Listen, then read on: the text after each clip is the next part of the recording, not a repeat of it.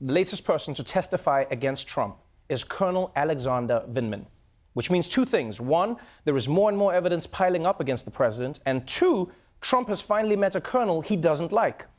And you can see why Vindman's testimony is not good for Trump. Not only did he sound the alarm about what was happening with Ukraine, but the guy is a decorated Iraq war veteran with a Purple Heart. The only American with more impressive resumes is Aunt Becky's daughter, you know? Yeah. No, because she did all of that and was captain of the crew team. She was killing it, yo. So if you're a Trump defender, how are you going to argue that this guy isn't trustworthy? Well, instead of focusing on the more than 2 decades he served America, you could focus on where he's really from. He is from the Soviet Union.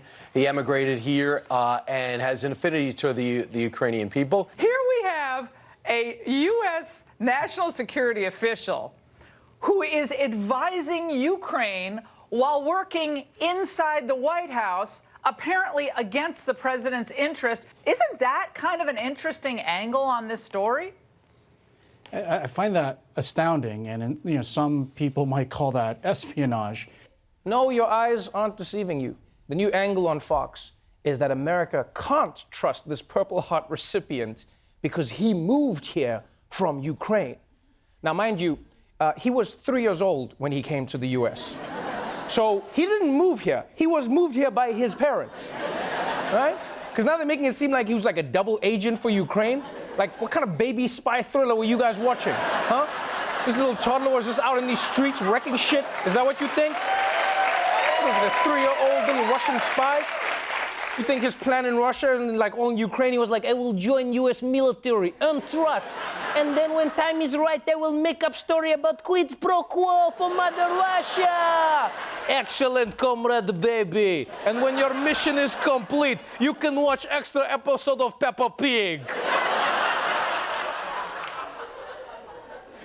And it's not just Fox. It's not just Fox discrediting Colonel Vindman. No. Sean Duffy, a former Republican congressman, was on CNN questioning where the colonel's loyalties lie. He is a former Ukrainian. He wants to make sure that taxpayer money goes in military aid to the Ukraine. I'm sorry. Why does it matter? Why does it matter where he was born? I'm sorry, Congressman Duffy. Why does it matter where he was born? Because that came up on Fox News. He's an active duty military member, an American who was awarded the Purple Heart. I'm of Irish descent. I still love the Irish, and he has an affinity probably for his homeland. Okay, I feel like that was just an epic self-own. Because in an effort to undermine Colonel Vindman, Sean Duffy over here has just made it sound like he would sell out America to another country. That's what he basically is. He's like, he's like, look, I have an affinity for Ireland, and if you get one potato in me, there's no telling what I'll do. To help us make sense of this new twist in the Ukraine impeachment saga, we turn now to someone who's live at the White House, our very own Roy Wood Jr., everybody. What's up, bro?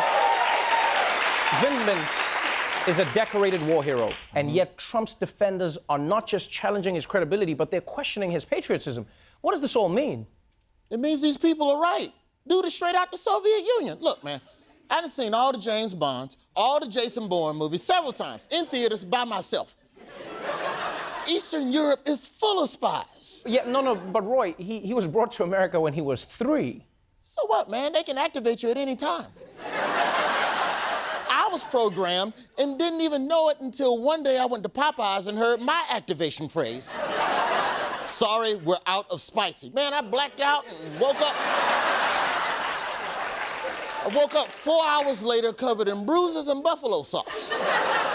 Crazy. Okay, look, I don't agree, but whatever. You don't trust a guy who was born in Ukraine, but he's just one of many officials testifying that Trump's call was improper, like Bill Taylor.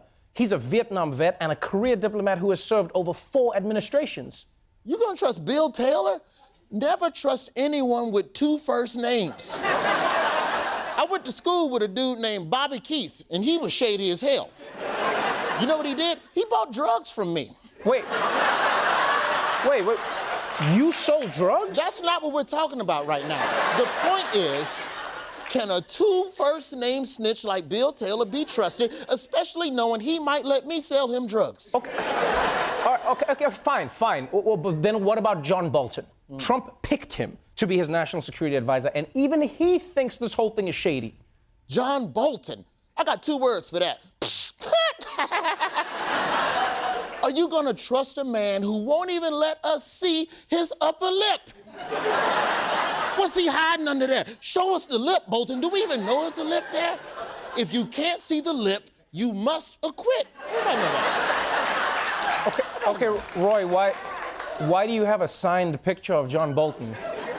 Oh, I met him on the street. He signed it for me. He's a sweet dude, but I don't trust his ass.